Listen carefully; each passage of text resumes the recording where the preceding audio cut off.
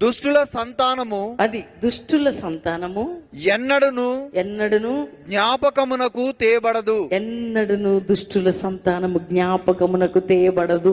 గ్రంథం ఎందుకు మొదటి వచనంలో ఉంది? దేవుడట ఏమని రాయబడిందంటే, ఏలయనగా యెహోవా యాకోబునందు జాలిపడును. అది నీ మీద జాలి పడబోతున్నాడు దేవాతి దేవుడు.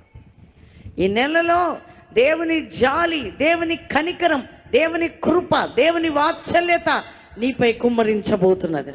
యాకోబు మీద జాలి పడిన దేవుడు, యాకోబు మీద ఉన్న ఇశ్రాయేలు మీద దాసత్వమును కొట్టివేసిన దేవుడు, శత్రువులని ఆయన వారి కింద పెట్టిన దేవుడు, నీ కుటుంబముని మీద, నీ పిల్లల మీద, నీ మీద జాలిపడి ఆ యొక్క బబులోను రాజదండం మన మీద ఉండకుండా శత్రువు నుంచి విడిపించి దాసత్వాన్ని కొట్టివేసి నిన్ను లేవనెత్తి ఆశీర్వదించబోతున్నాడు. అది జరగబోతున్నది నీ కుటుంబంలో, నీ జీవితంలో. నిన్ను హతమార్చేది, నిన్ను బాధ పెట్టేది నీ ముందు ఉంచడు దేవుడు.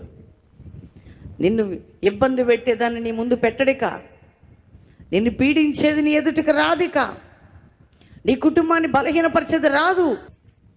దేవుడు చెయ్యబోయే కార్యము నీ పట్ల, నీ కుటుంబం పట్ల కొట్టి నీ కుటుంబాన్ని లేవనెత్తి నీ ప్రజలని, దేవుని బిడ్డలని, దేవుని పిల్లలని, దేవుని కుటుంబాలని నువ్వు దేవుని కుమార్తెగా, దేవుని కుమారుడిగా నిన్ను నిలబెట్టబోతున్నాడు.